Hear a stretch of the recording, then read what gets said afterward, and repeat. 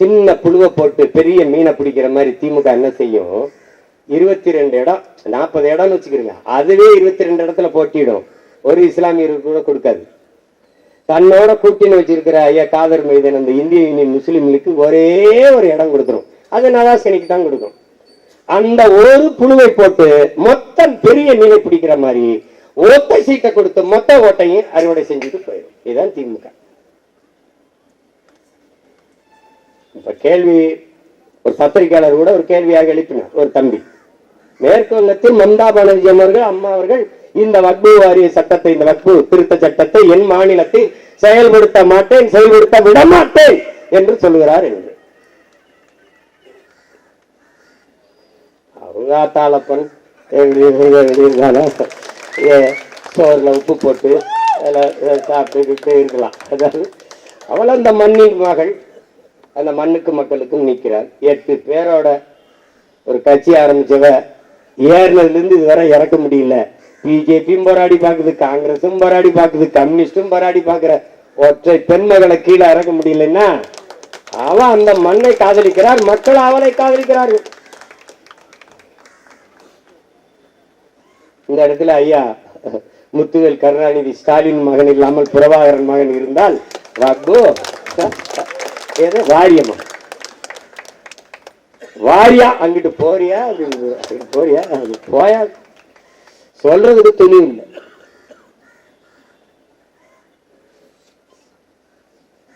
இப்பவும் இந்த நாடகம்லாம் எதுக்கு தெரியுமில்ல? இந்த தீர்மானம் வக்பு சட்டத்துக்கு எதிராக தேர்தல் வருது, ஓட்டு நம்ம மேல வெறுப்புல சீமானுக்கு போட்டுவானோ, வேற யாரும் இல்ல. மோடி வந்துடக்கூடாதுலாம் பிரச்சனை இல்ல, பிஜேபி வந்துரும் எல்லாம் பிரச்சனை இல்லை. அவர்களுக்கு சீமான் வளர்ந்துருவானோ, அதுதான் பிரச்சனை. பிரச்சனையே தான். ஒருவேளை சீமானுக்கு போட்டாங்கன்னா என்ன பண்றது? அது அதனால போடுற நாடகம் தான் இது. ஒவ்வொரு நாடு என்னது நீங்க சொல்லுங்க? இஸ்லாமிய சிறை கைதிகள் விடுதலையில இவங்க போட்ட நாடகம் என்ன? 35 ஆண்டுகளா ஆயிடுச்சு, ஒரு தலைமுறைக்கு உள்ள இருக்காங்க. ஒவ்வொரு தேர்தலையும் அப்பாவி இஸ்லாமிய சிறை கைதிகளை விடுதலை செய்ய எங்களுக்கு வாக்குத்தார்கள். அதேதான் ஐயா ஸ்டாலின் 21 தேர்தலில் கேட்டாங்க. ஆனால் இந்த சிறை கைதிகளாக இவர்களை ஆக்கியவர், இஸ்லாமிய தீவிரவாதிகளாக ஆக்கிய பெருந்தகை ஐயா கருணாநிதி அவர்கள் தான். முதலாக தமிழக சட்டசபையிலே இஸ்லாமிய தீவிரவாதிகள் என்ற சொல்லை உதித்த பெருமகன் ஐயா கருணாநிதி அவர்கள் தான். அதன் பிறகு இன்று வரை இஸ்லாமிய சிறை கைதிகள் விடுதலை, சிறுபான்மை மக்களுக்கு, இஸ்லாமிய மக்களுக்கு நாங்கள் தான் பாதுகாப்பு என்று திமுக சொல்கிறது. அதில் 100 விழுக்காடு உண்மை இருக்கிறது. அவர்களை சிறைக்குள்ளேயே வைத்து பத்திரமாக பாதுகாக்கிறது. அந்த பாதுகாப்பை அது சொல்லுது, விடுதலை செய்யாது. 3 சிறைவாசிகள், இஸ்லாமிய சிறைவாசிகள் உடல் நலிவுற்றது, நோய்வாய்ப்பற்றது. முன்விடுப்பு தாருங்கள், எங்களுக்கு முன்விடுதலை தாருங்கள் என்று உச்ச நீதிமன்றத்தில் வழக்கு தொடுத்த போது உங்களால் நம்ப முடிகிறதா? உச்ச நீதிமன்றம் இவர்களை விடுதலை செய்யுங்கள் என்று சொல்லுது. தமிழ்நாடு அரசு இஸ்லாமியர்களுக்கு பாதுகாப்பான அரசு காவலர்கள் என்று சொல்லுகிற ஐயா ஸ்டாலின் அரசு ஒரு பதில் மனு தாக்கல் செய்கிறது. இவர்கள் எந்த மனநிலையில் சிறைக்குள் சென்றார்களோ 30 ஆண்டுக்கு முன்னாடி அதே மனநிலையில் தான் இன்றும் இருக்கிறார்கள். இவர்களை வெளியே விட்டால் நாட்டில் இருக்கிற இந்து மத தலைவர்களின் உயிருக்கு பேராபத்து. அதனால் இவர்களை விடக்கூடாது என்று பதில் மனு தாக்கல் செய்து. யாருக்காவது சந்தேகம் இருக்க? ஆனால் எனக்கு தெரியும், உங்களுக்கு தெரியும், இங்க இருக்கிற என் இஸ்லாமிய சொந்தங்களுக்கு தெரியுமா? தெரியும். ஆனால் இதை பேச மாட்டார். இஸ்லாமிய மக்களுக்காக தன் வாழ்நாளை திருமணம் செய்து கொள்ளாத ஒரு புரட்சியாளனாக வாழ்ந்து மறைந்த பழனிபாபாவையே மறந்து விட்ட சமூகம் இது. இனி என்ன வைக்கிறது? இனி அவனை போல ஒரு தலைவன் இனி பிறக்க போறதில்லை, இனி பிறந்தாலும் வரப்போறதும் இல்லை. அப்படி போர்க்குணம் மிக்க அறிவார்ந்த ஒரு மகன் வாய்ப்பில்லை.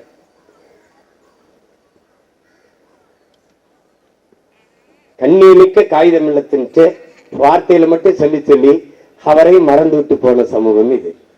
இது தன்னலவாதிகள், பிழைப்புவாதிகள் இங்க பின்னாடி நிற்கிற மக்களாக என் மக்கள் மாறிவிட்டார்கள். இப்பவும் என்ன செய்கின்ற?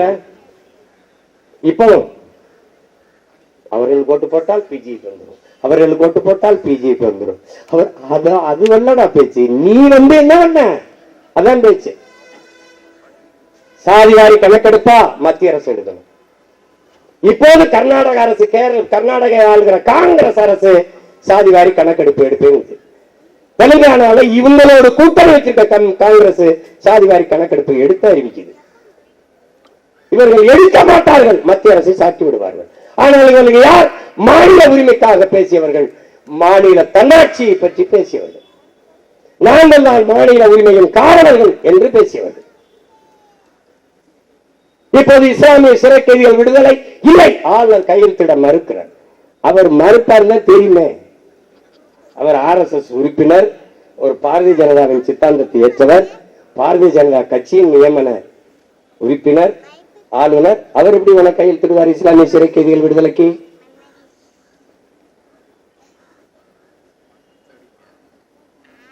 நீட்டுத் தேர்வை ஒழிப்பேன் என்பது நாங்கள் காங்கிரஸ் கட்சியின் தலைமையிலான எங்கள் கூட்டணி வந்திருந்தால் ஒழித்திருப்போம் என்று. அதான் நீங்க ஓட்டுக்கு சொல்லியிருக்கணும். ஆளுநர் கையெழுத்திட்டால் உங்களை விடுதலை செய்கிறேன் அப்படித்தானே நீங்க சொல்லியிருக்கணும். விடுதலை செய்ய எனக்கு வாக்கு தாருங்க. வாக்கு தந்தவர்கள் வாய மூடிட்டு இருந்தா அப்படி.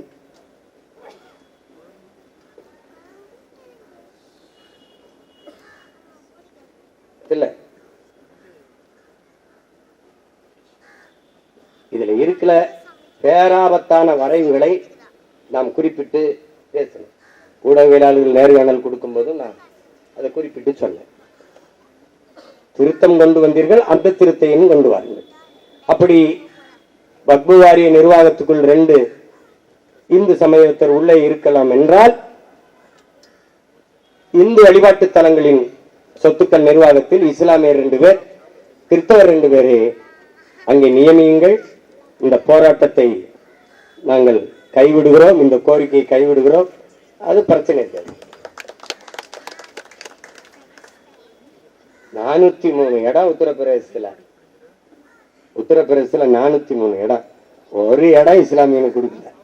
நீ என் நன்மைக்கு பேசுவாயின்னு நான் நம்பணும்னா எப்படி சொல்லுங்க? அந்த கதை தான். இந்த 2 அணில் அடிச்சுக்கிறது, சண்டை. அது 4 அணில் அடிச்சுக்கிறது. அதுல ஒரு அணில் சொல்லுது, நான் ரொம்ப அறிவாளி, இவன் முட்டாப்பை, இவனுக்கு ஒன்றும் தெரியல, ஆனா சொன்ன கேட்க மாட்டேறாங்க. ஒரு அணில் சொல்லுது, இவன் 3 பேரும் அறிவிட்டவன், நான் தான் புத்திசாலி அப்படின்னு அது சொல்லுது. இன்னொரு அணில் சொல்லுது, இவன் 2 ஒரு தற்குறிப்ப, ஒன்றும் தெரியல, நான் தான் அதுல ரொம்ப பெரிய புத்திசாலி, நான் தான் உயர்ந்தவன் அது சொல்லுது. இப்படி ஒன்று அடிச்சுக்கிறது. காட்டில் ஒரு குரங்கு நாட்டாம இருக்கிறதுல அவர்கிட்ட ஒரு போறாங்க, 4 பேரும் பஞ்சாயத்து போறாங்க. ஐயா, நீங்க தான் எங்க பிரச்சனை தீர்த்து வைக்கணும். அவர் கால் மேல கால் போட்டுக்கிட்டாப்ல, ஏன்னா பஞ்சாயத்து வந்துருச்சுல. என்ன ஐயா, நான் என்ன சொன்னாலும் கேட்க மாட்டேன், ஏன் ஒன்றும் தெரியாத பைத்தியக்காரங்களா, ஏன் அறிவு இல்லாதவனா இருக்காங்க. அப்படி ஒவ்வொருத்தரும் பஞ்சாயத்து சொல்லும் போது, சரி நீங்க அறிவாளிகளா இல்லையா, நீங்க உங்கள யாரு பெரிய ஆளு, இதெல்லாம் நான் சொல்றேன். ஒரு வாரம் நான் சொல்றதை செய்யுங்க, போய் எனக்கு பசிக்குது சாப்பிடறதா எடுத்துக்குவாங்க. அது குடுக்குடுன்னு ஓடி போய் பழங்களை பறிச்சு கொண்டாந்து அதை கொண்டாந்து வச்சுட்டு அப்படி நிற்குது. ஏசமா சாப்பிட்டு தூங்கிட்டாப்ல. மறுபடியும் ஐயா என்ன இன்னும் ஒரு வாரம் இருக்கு, போயிட்டு வா.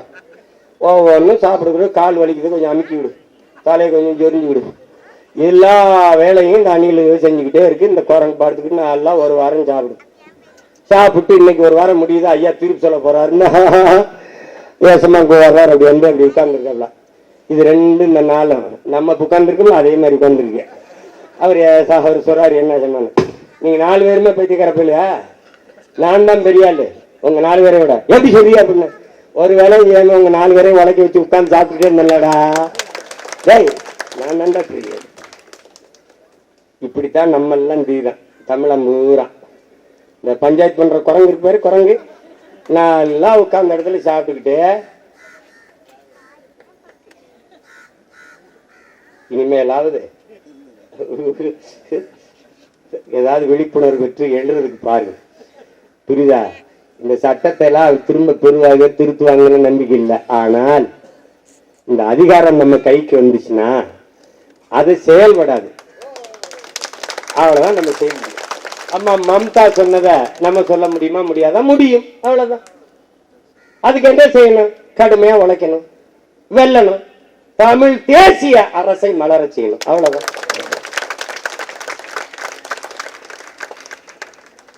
அதுக்காக வாரியத்தில் ஏமாற்றுது, இஸ்லாமிய சிறை கைதியில் ஏமாற்றுது, தேர்தல் வாய்ப்புல ஏமாற்றுது. அவ்வளவு பெரிய இடங்களை வைத்திருந்தது, 60-70 இடங்களுக்கு மேலே வைத்திருந்தார் தாத்தா காகிதம் நிலத்தவர்கள். இன்னைக்கு ஒரு இடம், அதுவும் தனிச்சு நிக்க முடியாது, உதயசூரியன்லயே நிக்கணும். அந்த நிலைக்கு தேய்த்து தேய்த்து குரலற்ற, அரசியல் வலிமையற்ற அடிமை மக்களாக மாற்றி நிறுத்தியது திராவிட முன்னேற்ற கழகம் என்பதை அறிவார்ந்த தமிழ் சமூக மக்கள் புரிந்து கொண்டு இந்த அரசியலை அணுகணும். என் தம்பி சொன்னான் பாருங்க, ராமநாதத்துல ஒரு இமாம், நான் அவனும் பேசிட்டு இருக்கும்போது சொன்னேன், தம்பி நம்ம உண்மையிலே அல்லாஹ் ஒருவருக்கு தான் பயப்படணுமா இல்ல இந்த திமுகவுக்கும் பயப்படணுமாடா? பார்த்தாலும் 5 வேளை தொழுகும் போது நம்ம என்ன செஞ்சு துவா பண்றோம், என்ன சொல்லி துவா பண்றோம்? இந்த அநீதி தொடரணும், இந்த அக்கிரமம் தொடரணும், எங்க அடிமை நிலை தொடரணும், அப்படியா வேண்டோம்? கொடுமை. சட்டம் இயற்றிட்டார்கள், நம்மால் ஒன்றும் செய்ய முடியாது என்றவர்கள் எண்ணுவார்கள். ஆனால் இந்த அதிகாரம் நமக்கு கைவரப்பெற்றால் நாம் சொல்ற இந்த ஆபத்தான சட்ட திருத்தங்கள் செயல்படுத்தப்பட மாட்டாது. நம் மக்களின் சொத்துக்களை பாதுகாக்கிற வலிமை நமக்கு வரும். அதிலே உறுதியாக நின்று போராடி நம் அதிகாரத்தை வென்றுதான் நம் உரிமைகளை நாம் பாதுகாக்க வேண்டும் என்ற நிலைக்கு தள்ளப்பட்டு விட்டோம். அதை புரிந்து கொண்டு எண்ணருமை சொந்தங்கள் கொளுத்துகிற இந்த வெயிலிலும் உணர்வோடு கூடி இந்த ஆர்ப்பாட்டத்தில் பங்கேற்றிருக்கிறீர்கள். நாடெங்கிலும் நம் அன்பு பிள்ளைகள் போராடி கொண்டிருக்கிறார்கள். நீண்ட நேரம் எடுத்து விளக்க தேவையில்லை. எல்லோருமே படித்து உணர்ந்த பிள்ளைகள். வக்பு என்றால் என்ன, இந்த சட்ட திருத்தத்தில் இருக்கிற பேராபத்து என்ன என்பது உங்களுக்கு தெரியும். இது மாலை நேரம் என்றால் கூடுதலாக நேரம் எடுத்து விளக்கி பேசலாம். இதுதான் செய்தி. இதுதான் அந்த சட்டத்தில் இருக்கிறது பேராபத்து. நீ எழுதி வை, 10 வருஷத்துக்கு அப்புறம், 10 ஆண்டுக்கு அப்புறம் வக்பு என்ற சொல்லும் இருக்காது, வாரியம் இருந்த தடமும் இருக்காது. இதுதான் மகாராஷ்டிரால எப்படி சிவசேனாங்கிற ஒரு கட்சி இப்ப இல்லையோ, அப்படி இங்க பல கட்சிகள் இல்லாம போகும். நமக்கு தெரியுதுல என்ன நடக்குங்க, அதுக்கு நம்ம எச்சரிக்கையா இருந்து வேலை செஞ்சு பொழைச்சுக்கணும். மழை வரும்னா கொடை பிடிச்சிட்டு போறீல, மழை வரும்னா கொடை இப்படி எடுத்துக்கிட்டு போற, அது மாதிரி ஆபத்து வரும்போது உன்கிட்ட ஒரு கொடை இருக்கு, அதான் அரசியல் அதிகார கொடை, படை. அதை பிடிச்சிக்கிட்டு சரி பண்ணும். போராட்டத்தில் பங்கேற்ற எல்லோருக்கும், குறிப்பாக நம்முடைய அண்ணன் தடா ரஹீம் அவர்களுக்கு நம்மளுடைய அன்பும் நன்றியும், உங்க எல்லாருக்கும் என்னுடைய பேரன்பும் வணக்கமும். புரட்சி எப்போதும் வெல்லும், நம் போராட்டம் நாளை அதை சொல்லும். நம் இலக்கு ஒன்றுதான், இனத்தின் விடுதலை. இனம் ஒன்றாவும் இலக்கை வென்றாவும். தமிழ் தாய் வாழ்க. தலைவர் பிரபாகரன்.